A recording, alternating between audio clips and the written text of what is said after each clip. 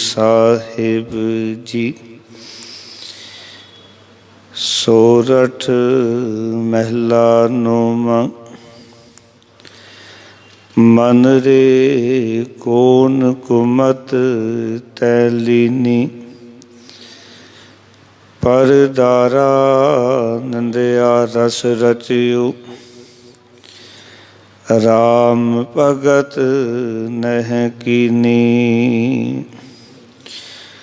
मन रे कौन कुमत तैलीनी। परदारा नंदया रस रचियो। राम भगत नह कीनी। रहाउ मुकत पंथ जान्यो तै नाहन,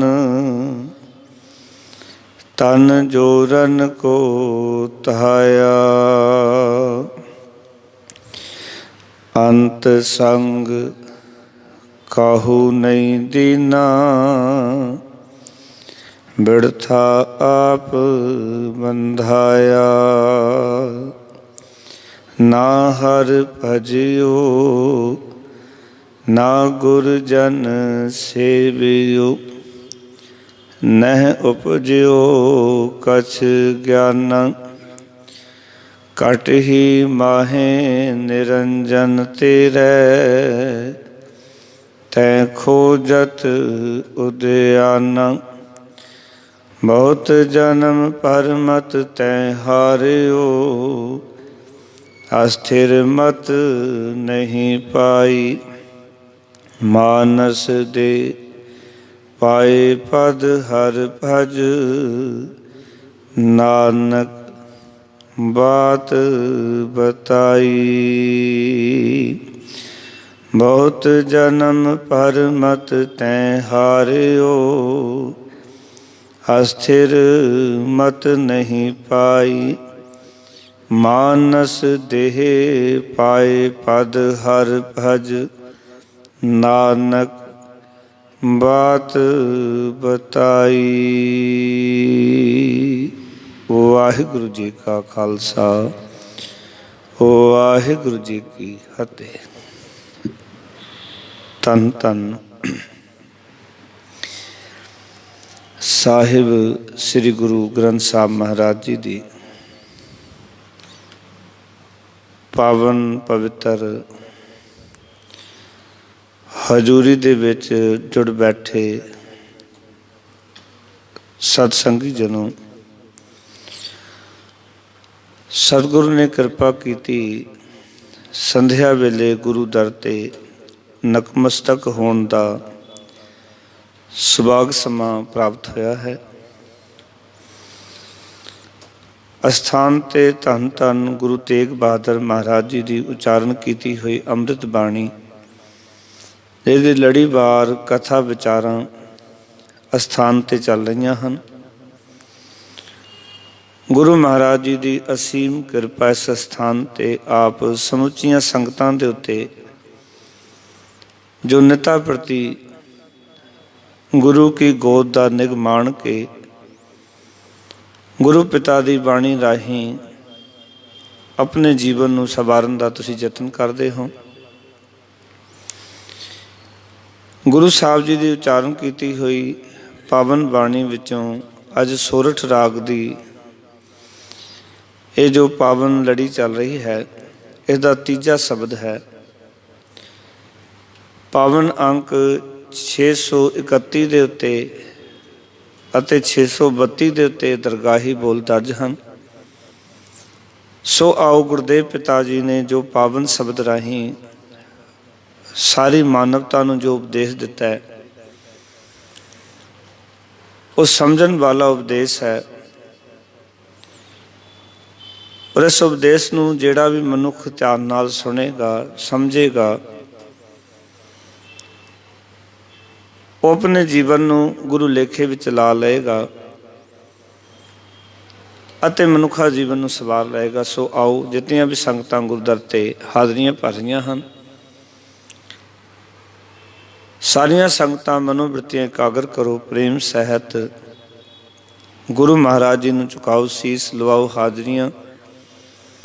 ਗੁਰੂ ਮੰਤਰ ਦੀ ਸਾਂਝ ਕਰੋ। ਆਖੋ ਜੀ ਸਤਨਾਮ ਸ੍ਰੀ ਵਾਹਿਗੁਰੂ। ਫਿਰ ਕਰੋ ਕਿਰਪਾ ਸਤਨਾਮ ਸ੍ਰੀ ਵਾਹਿਗੁਰੂ।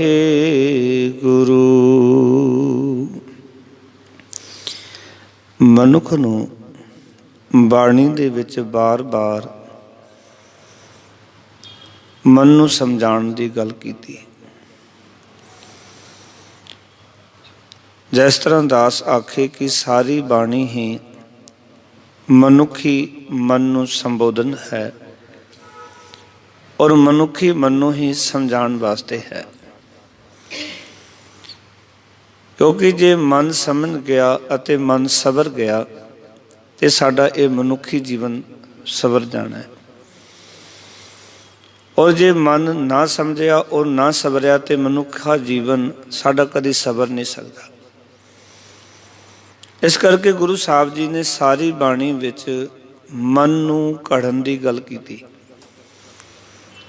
ਕਿਉਂਕਿ ਤਨ ਤਾਂ ਅਕਾਲ ਪੁਰਖ ਵਾਹਿਗੁਰੂ ਜੀ ਨੇ ਘੜ ਦਿੱਤਾ। ਜਿੱਥੇ ਨੱਕ ਲਾਣਾ ਸੀ ਲਾ ਦਿੱਤਾ, ਜਿੱਥੇ ਕੰਨ ਲਾਣੇ ਸੀ ਲਾ ਦਿੱਤੇ ਨੇ। ਇਸ ਨੂੰ ਅਸੀਂ ਹੁਣ ਘੜ ਨਹੀਂ ਸਕਦੇ। ਜੋ ਘਾੜਤ ਅਕਾਲ ਪੁਰਖ ਵਾਹਿਗੁਰੂ ਨੇ ਤਨ ਦੀ ਕੀਤੀ ਹੈ ਉਹ ਕਾਬਲੇ ਕਮਾਲ ਹੈ। ਇਸ ਮਾਲਕ ਨੇ ਇਤਨਾ ਸੋਹਣਾ ਸਰੀਰ ਸਾਰਾ ਦਾ ਘੜ ਕੇ ਔਰ ਸਾਨੂੰ ਦਿੱਤਾ ਹੈ। ਇਸ ਸਰੀਰ ਵਿੱਚ ਘੜਨ ਵਾਸਤੇ ਕੁਛ ਵੀ ਨਹੀਂ। ਅਸੀਂ ਅੱਖਾਂ ਇੱਕ ਥਾਂ ਤੋਂ ਪੁੱਟ ਕੇ ਦੂਜੀ ਥਾਂ ਤੇ ਨਹੀਂ ਲਾ ਸਕਦੇ, ਕੰਨ ਦੂਜੀ ਥਾਂ ਤੇ ਨਹੀਂ ਲਾ ਸਕਦੇ। ਸਾਨੂੰ ਮਾਲਕ ਨੇ ਕਿਰਪਾ ਕੀਤੀ ਕਿ ਇਹ ਸਾਰਾ ਸਰੀਰ ਪੂਰਨ ਤੌਰ ਤੋਂ ਘੜ ਕੇ ਸਾਨੂੰ ਦਿੱਤਾ ਹੈ। ਔਰ ਸਾਨੂੰ ਕੋਈ ਅਣਘੜੀ ਚੀਜ਼ ਦਿੱਤੀ ਹੈ, ਉਹ ਹੈ ਸਾਡਾ ਮਨ, ਜਿਹੜਾ ਕਿ ਅੱਧਾ ਅਧੂਰਾ ਹੈ। ਸਾਰੀ ਬਾਣੀ ਇਸ ਨੂੰ ਘੜਨ ਦੇ ਉੱਤੇ ਹੀ ਗੱਲ ਕਰਦੀ ਹੈ ਔਰ ਘੜਨ ਦਾ ਹੀ ਯਤਨ ਕਰਦੀ ਹੈ।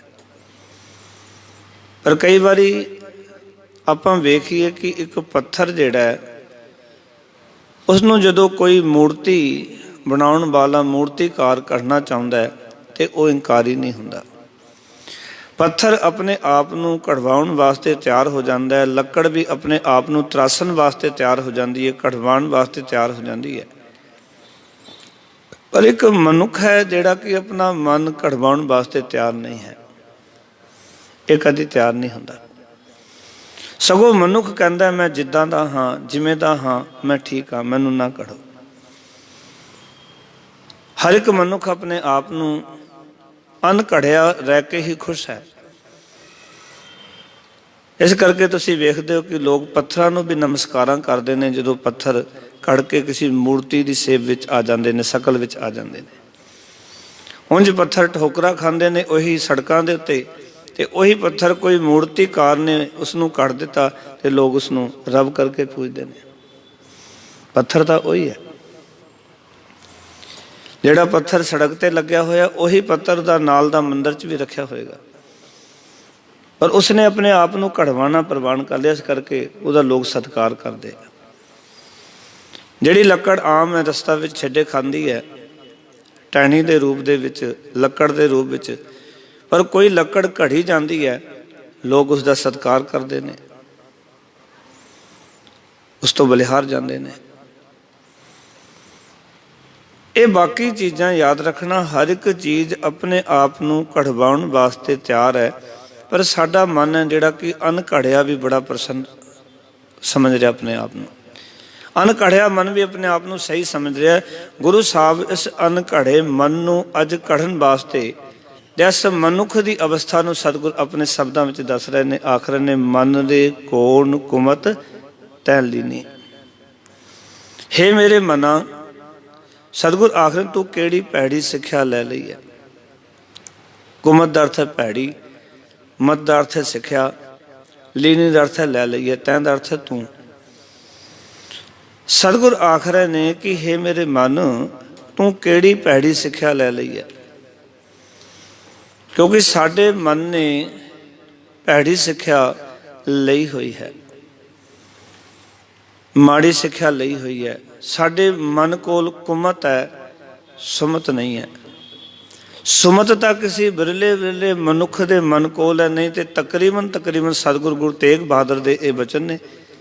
ਮਹਾਰਾਜ ਕਹਿੰਦੇ ਲੋਕਾਂ ਕੋਲ ਕੁਮਤ ਇਕੱਠੀ ਕਰਦੇ ਫਿਰਦੇ ਨੇ। ਔਰ ਤੁਸੀਂ ਵੇਖੋ ਕਿ ਮਨੁੱਖ ਕੁਮਤ ਇਕੱਠੀ ਕਰਨ ਦੇ ਵਿੱਚ ਕਿਤਨੇ ਪ੍ਰਯਾਸ ਕਰ ਰਿਹਾ ਹੈ, ਔਰ ਕੁਮਤ ਨੂੰ ਇਕੱਠੀ ਕਰਕੇ ਕਿੰਨਾ ਖੁਸ਼ ਹੁੰਦਾ ਹੈ। ਜਿਸ ਤਰ੍ਹਾਂ ਕਹਿ ਲਵਾਂ ਕਿ ਸੁਮਤ ਵਾਸਤੇ ਮਨੁੱਖ ਦੀ ਰੁਚੀ ਨਹੀਂ ਕਿ ਮੈਂ ਸੁਮਤ ਪ੍ਰਾਪਤ ਕਰਾਂ, ਪਰ ਕੁਮਤ ਦੇ ਵਾਸਤੇ ਮਨੁੱਖ ਦੀ ਰੁਚੀ ਬੜੀ ਹੈ। ਕਿਹਦੀ ਨਿੰਦਾ ਹੋ ਰਹੀ ਹੋਵੇ ਬੜੇ ਧਿਆਨ ਨਾਲ ਸੁਣੇਗਾ।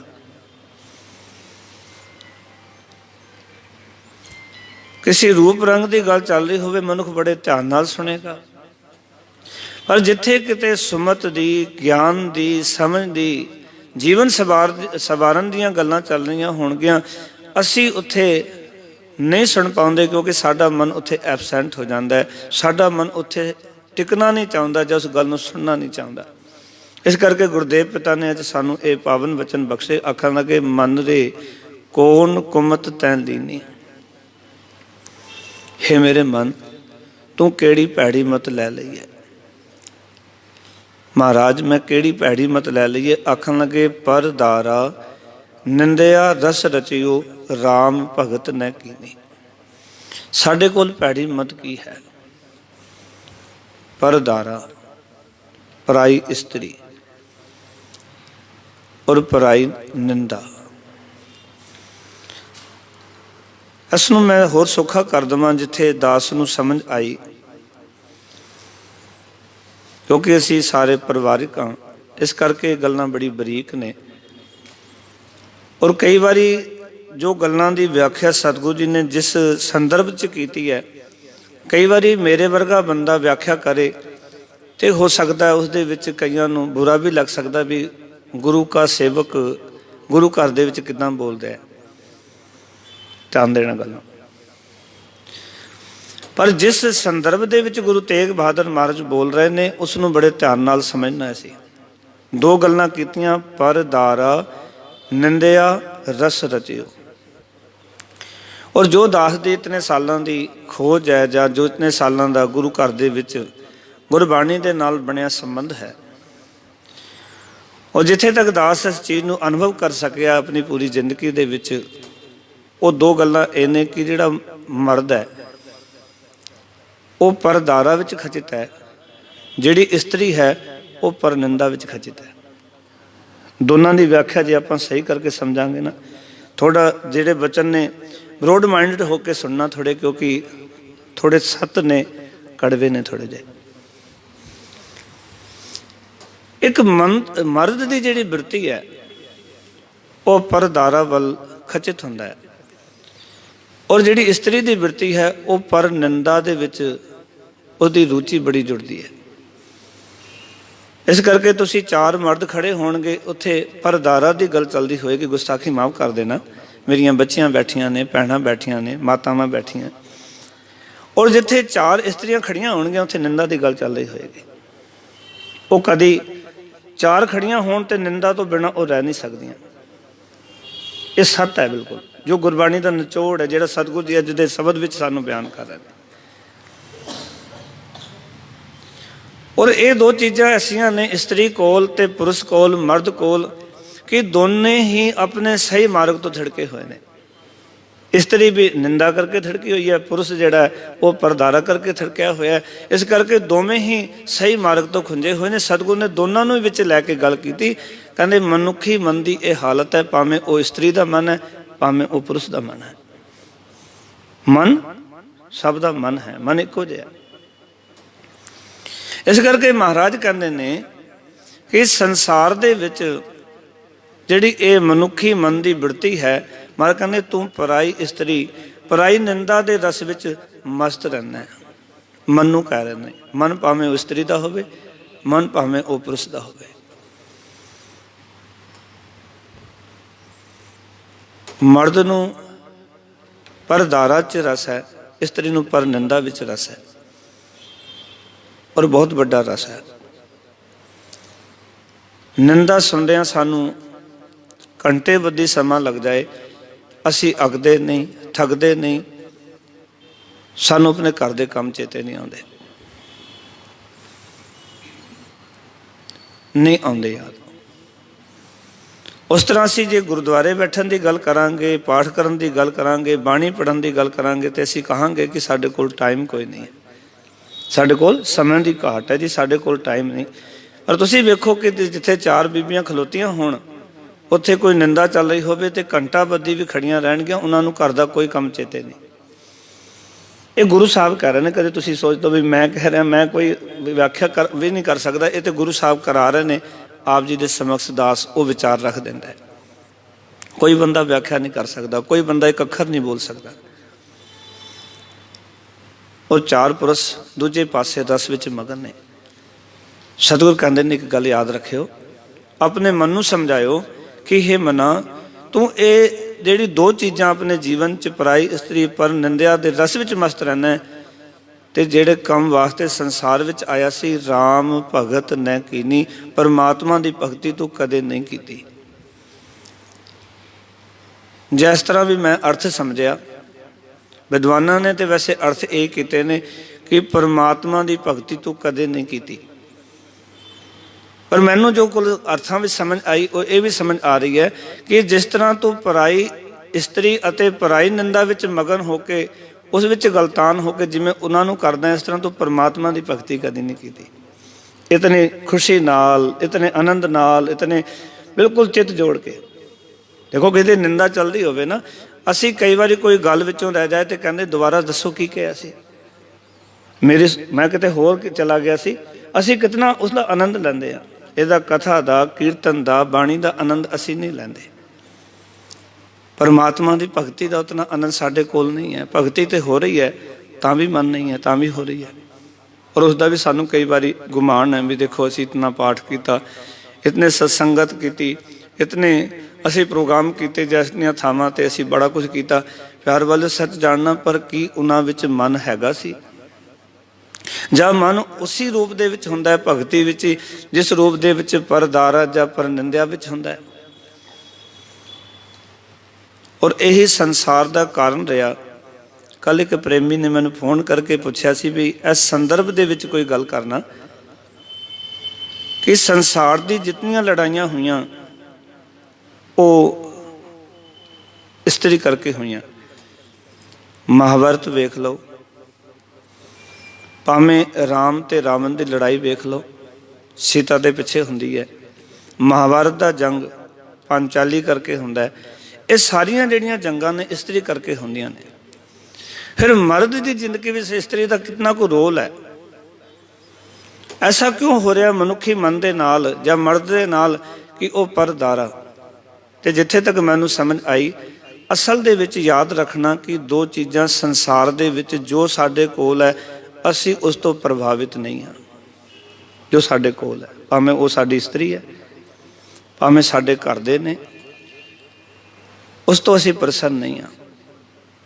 इत्थे तक मनुख अपनी उस्तत का उतना आनंद नहीं लैंदा जितनी दूजे की निंदा का आनंद लैंदा। अपनी उस्तत का उतना आनंद नहीं लैंदा जितना किसी की निंदा का आनंद लैंदा। किसी निंदा चलती होवे बहुत आनंदित हुंदा है मनुख, बड़ा प्रसन्न हुंदा है। इस करके आदि काल तो जो झगड़े होए जिन्हां दा कारण असी देखते हाँ, उहदे विच बहुतात दे विच इस करके होए, इस्त्री करके। गुरुदेव पिता ने सानू इस्त्री का सत्कार करना सिखाया। गुरुदेव पिता ने ही साडी बांह फड़ के गुरु नानक पातशाह ने समझाया, सिखो जे तुसी इस मार्ग ते चलना है तो सब तो पहली गल जीवन विच ये धार लो कि सो क्यों मंदा आखिए जित जमै राजान। जे इस मार्ग ते तुरना है तो इस गल दे उत्ते तवज्जो दिओ। सतगुरु ने आख्या कि जिहड़ी इस्त्री है वो बहुत महान है, उसने थानू जन्म दिता है, उसने सानू जीवन दिता है। इस करके धन गुरु अमरदास महाराज अकबर वर्गा बादशाह जो सतगुरु नूं कहंदा भी कोई कृपा करो भी मैं की कर सकदा समाज वास्ते, तो सतगुरु कहंदे भी जे तू कुछ कर सकदा समाज वास्ते तो सती प्रथा जिहड़ी चलदी है एक कलंक है समाज के उत्ते, एक कलंक नूं मिटा दे। क्योंकि पति का मर जाना ते नाल इस्त्री नूं सती कर देना एक कलंक सी समाज के उत्ते। गुरु अमरदास महाराज ने अकबर नूं कह के, राजे नूं कह के इस प्रथा नूं बंद कराया। क्योंकि ये चीज़ां ऐसी ने ਜਿਹੜੇ ਕਿ ਸਮਾਜ ਦੇ ਵਿੱਚ ਗਿਰਾਵਟ ਦਾ ਕਾਰਨ ਬਣੀਆਂ, ਔਰ ਜਿਸ ਕਰਕੇ ਸੰਸਾਰ ਦੇ ਲੜਾਈ ਝਗੜੇ ਨਫ਼ਰਤ ਇਹ ਸਾਰੀਆਂ ਚੀਜ਼ਾਂ ਦਾ ਜਨਮ ਹੋਇਆ। ਇਸ ਕਰਕੇ ਇੱਕ ਗੱਲ ਯਾਦ ਰੱਖਣਾ, ਜੋ ਸਾਡੇ ਕੋਲ ਹੈ ਉਸ ਨੂੰ ਮਾਣਨਾ ਸਿੱਖੀਏ। ਜੋ ਰੱਬ ਨੇ ਸਾਨੂੰ ਦਿੱਤਾ ਹੈ, ਸਾਡਾ ਬਹੁਤਾ ਧਿਆਨ ਉਹਨਾਂ ਚੀਜ਼ਾਂ ਵਿੱਚ ਜਾਂਦਾ ਜਿਹੜੀ ਸਭ ਤੋਂ ਦੂਰ ਨੇ, ਉਹ ਸਾਨੂੰ ਚੰਗੀਆਂ ਲੱਗਦੀਆਂ। ਘਰ ਦੀਆਂ ਗ੍ਰਹਿਣੀਆਂ ਸਾਨੂੰ ਚੰਗੀਆਂ ਨਹੀਂ ਲੱਗਦੀਆਂ, ਗੁਸਤਾਖੀ ਮਾਫ਼ ਕਰ ਦੇਣਾ। ਸਗੋਂ ਚਾਹੀਦਾ ਇਹ ਸੀ ਕਿ ਘਰ ਦੇ ਵਿੱਚ ਸਾਡੇ ਸਵਰਗ ਬਣਦਾ, ਘਰ ਦੇ ਵਿੱਚ ਸਾਡੇ ਪਿਆਰ ਬਣਦਾ, ਘਰ ਸਾਡਾ ਗੁਰੂ ਨਾਨਕ ਦਾ ਘਰ ਬਣਦਾ। ਔਰ ਉਹ ਗੁਰੂ ਨਾਨਕ ਦੀ ਵਿਚਾਰਧਾਰਾ ਕਰਕੇ ਹੀ ਬਣ ਸਕਦਾ ਹੈ। ਇਸ ਕਰਕੇ ਹਮੇਸ਼ਾ ਇਸ ਵਿਚਾਰਧਾਰਾ ਨੂੰ ਲੈ ਕੇ ਚੱਲਿਓ, ਇਸ ਵਿਚਾਰਧਾਰਾ ਨੂੰ ਚੇਤੇ ਰੱਖਿਓ ਕਿ ਅਸੀਂ ਆਪਣੇ ਜੀਵਨ ਵਿੱਚ ਜੋ ਕੁਝ ਸਾਨੂੰ ਰੱਬ ਨੇ ਦਿੱਤਾ ਹੈ, ਜੋ ਸਾਡੇ ਕੋਲ ਹੈ, ਉਸ ਦੇ ਵਿੱਚ ਆਨੰਦਿਤ ਰਹਿਣਾ ਸਿੱਖੀਏ, ਉਸ ਦੇ ਵਿੱਚ ਖੁਸ਼ ਰਹਿਣਾ ਸਿੱਖੀਏ। ਉਸ ਦਾਤ ਨੂੰ ਪਰਮੇਸ਼ਰ ਦੀ ਦਾਤ ਸਮਝ ਕੇ ਉਹਨੂੰ ਜੀਵਨ ਵਿੱਚ ਚੰਗੀ ਤਰ੍ਹਾਂ ਪਾਲੀਏ ਪੋਸੀਏ, ਉਸ ਦਾਤ ਦੇ ਨਾਲ ਜੁੜੀਏ। ਕਿਉਂਕਿ ਰੱਬ ਨੇ ਜੋ ਦਿੱਤਾ ਹੈ ਉਹ ਸਾਨੂੰ ਬਹੁਤ ਕੀਮਤੀਆਂ ਦਾਤਾਂ ਦਿੱਤੀਆਂ। ਇਸ ਕਰਕੇ ਦੋ ਚੀਜ਼ਾਂ ਜੀਵਨ 'ਚ, ਇਹ ਜਿਹੜੀ ਗੱਲ ਗੁਰੂ ਸਾਹਿਬ ਆਖਦੇ ਨੇ, ਇਹਨਾਂ ਤੋਂ ਬਚ ਕੇ ਪਰਮਾਤਮਾ ਦੀ ਭਗਤੀ ਕਰੀਏ। ਔਰ ਅਸੀਂ ਦੋਵਾਂ ਚੀਜ਼ਾਂ 'ਚ ਗਲਤਾਨ ਹੋ ਕੇ ਪਰਮਾਤਮਾ ਦੀ ਭਗਤੀ ਤੋਂ ਵਾਂਝੇ ਰਹਿ ਜਾਂਦੇ ਹਾਂ। ਫਿਰ ਮਹਾਰਾਜ ਕਹਿੰਦੇ ਹੋਰ ਪਤਾ ਕੀ ਹੁੰਦਾ ਹੈ, ਮਨ ਨੂੰ ਕਹਿ ਰਹੇ ਨੇ, ਆਖਣ ਲੱਗੇ, ਕਹਿੰਦੇ ਮੁਕਤ ਪੰਥ ਜਾਣਿਓ ਤੈ ਨਾਹਨ, ਤਨ ਜੋਰਨ ਕੋ ਤਹਾਇਆ, ਅੰਤ ਸੰਗ ਕਾਹੂ ਨਹੀਂ ਦੀਨਾ, ਵਿਰਥਾ ਆਪ ਬੰਧਾਇਆ। ਮਹਾਰਾਜ ਕਹਿੰਦੇ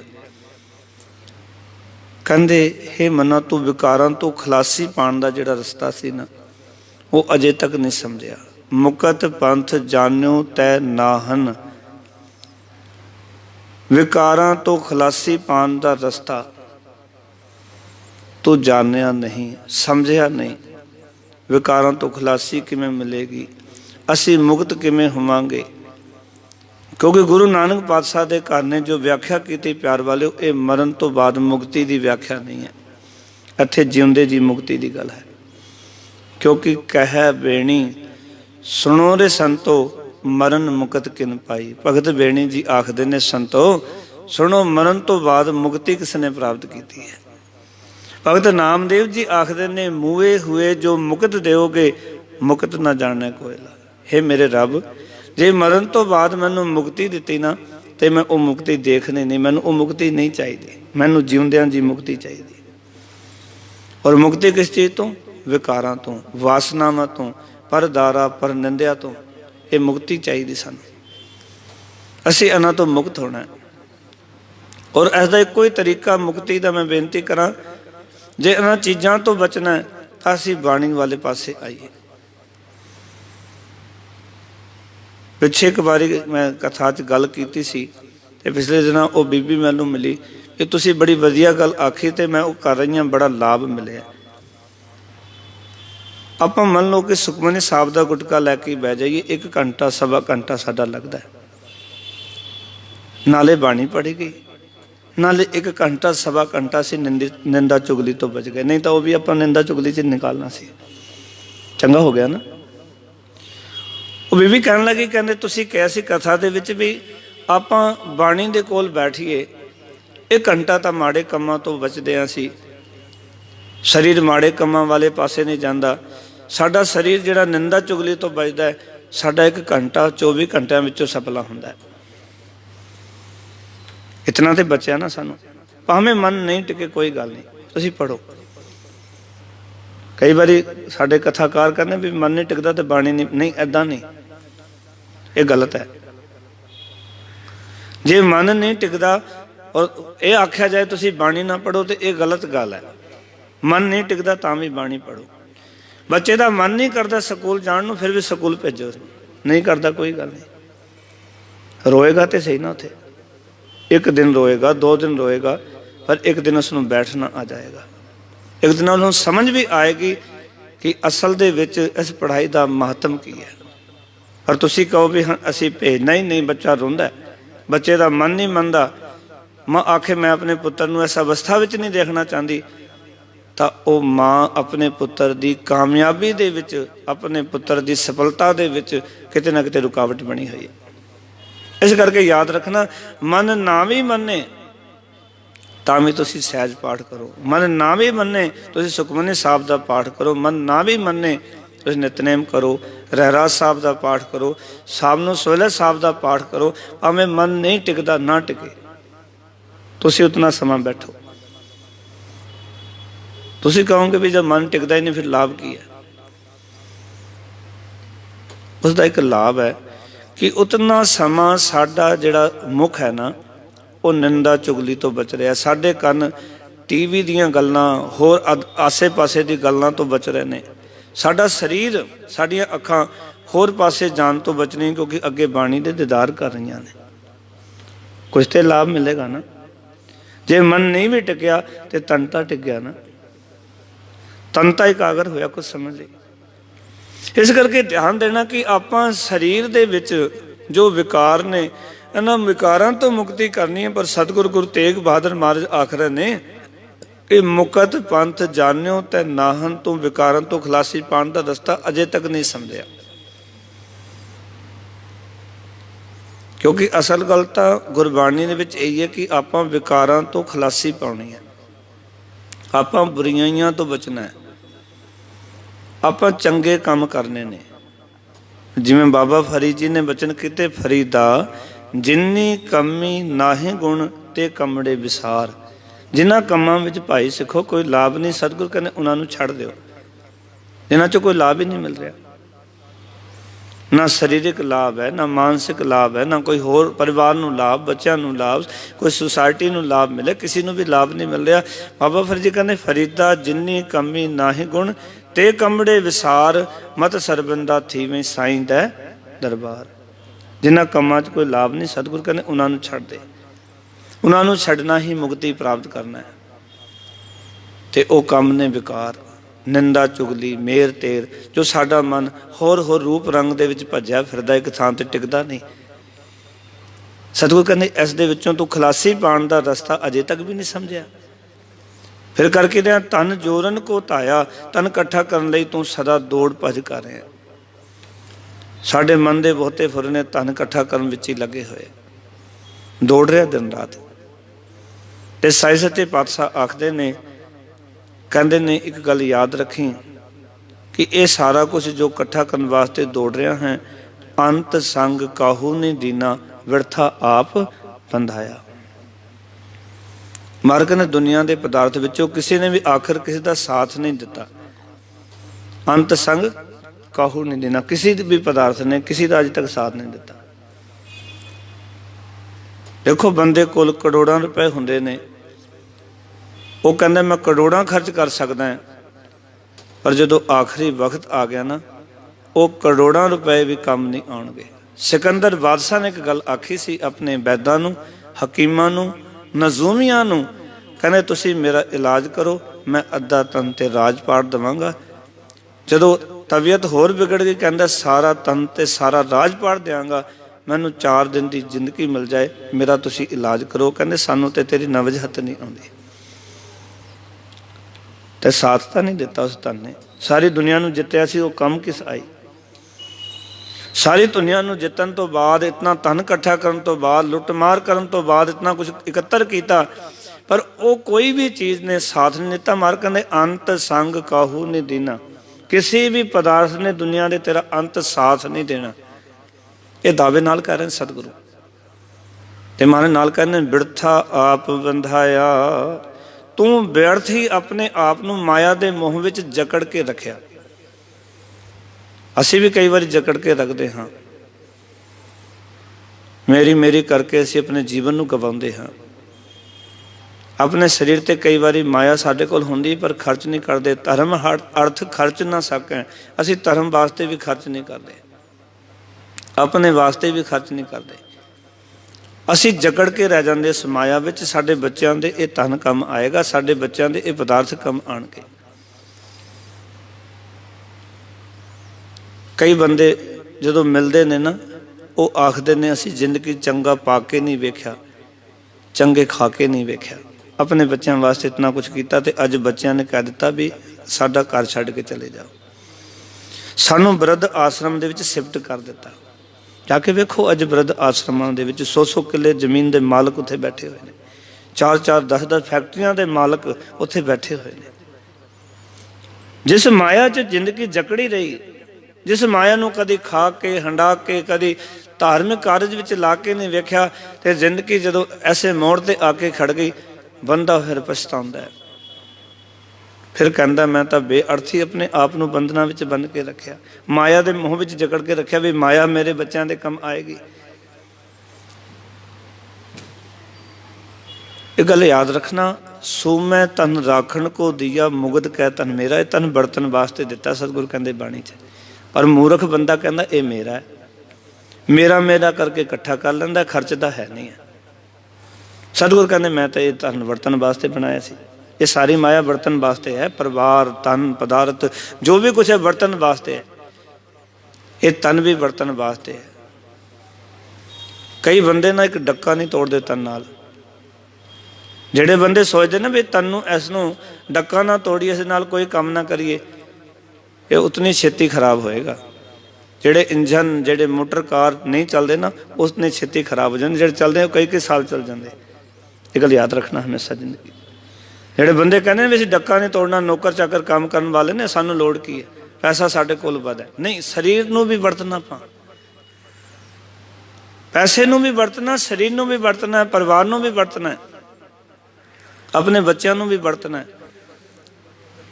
कई मावां मैं देखदा कि वो अपने बच्चों को एक पानी का गिलास तक नहीं उठान देनियां। तुसीं आस रखते हो कि जिहड़ी माँ अज बच्चे नूं कोई काम करन वास्ते वो सोचे भी नहीं करन दिंदी, कल तुहाडी सेवा करेगा बच्चा? कल तुहाडी सेवा नहीं करेगा, क्योंकि तुसीं उस बच्चे नूं ऐसा बना दिता कि वो किसी जोगा नहीं छड्डिया तुसीं। इस करके सियाणे एक गल कहंदे ने कि बच्चों की संभाल की है, बच्चों तो सेवा लैण का तरीका एको ही है कि बच्चों को सेवा करनी सिखाओ, बच्चों को कभी वेले ना बैठाओ, उन्होंने को काम करना सिखाओ, धन ना दो बच्चों वर्क दो, काम दो, टारगेट दो। असी धन फड़ा देंगे उन्होंने हथ में, टारगेट कोई नहीं होंदा, इस करके अवेसले हो जाते हो, अपने जोगे भी नहीं रहते। क्योंकि जिन्होंने बिना किए सब कुछ मिल जाता है ना, याद रखना वो ना माँ प्यो की सेवा करते हैं, ना अपने समाज वास्ते कुछ करते हैं, वो बस जिंदगी अजा ही गवा के चले जाते हैं। इस करके हमेशा जीवन च याद रखना, सतगुरु जी इत्थे समझा रहे हैं कि ये व्यर्थ अपने आप को माया के मुँह में जकड़ के रखिया, पर इसने अंत वेले तेरा साथ नहीं देना। फिर कहने लगे ना हर भजियो ना गुर जन सेवियो न उपजियो कछ ज्ञाना। आखन लगे हे भाई अजे तक ना तू परमात्मा की भगती की, ना गुरु की शरण पिया, और ना ही तेरे अंदर आत्मिक ज्ञान की सोझी पई। न उपजियो कछ ज्ञाना, आत्मिक ज्ञान की सोझी पै जाती, जिंदगी विच पई नहीं। सानू अपने आप का पता नहीं, अपनी खामियां का पता नहीं, अपने औगणा का पता नहीं। पत्नी नूं जितना पति का पता है, पति नूं जितना पत्नी का पता, अपने आप का कख भी पता नहीं सुन। ये सच है। पिता नूं जितना पुत्र बारे पता है और पुत्र नूं जितना पिता बारे पता है, दोनों नूं अपने अपने आप बारे कुछ भी पता नहीं। आत्मिक सोझी की सी कि मेरे विच की खामियां ने, इसका पता चल जाना कि मेरे विच की गलतियां ने। कई बार आपां वही गलतियां बार बार जिंदगी भर करते रहते हैं, वही गलतियां बार बार, और जितों बार बार दुखी होंगे। ये याद रखना, आपां सारे बैठे हैं, एक गलती असीं बार बार करते हैं, उस गलती तो कई बार दुखी होंगे हैं, फिर वही गलती करते हैं। क्यों?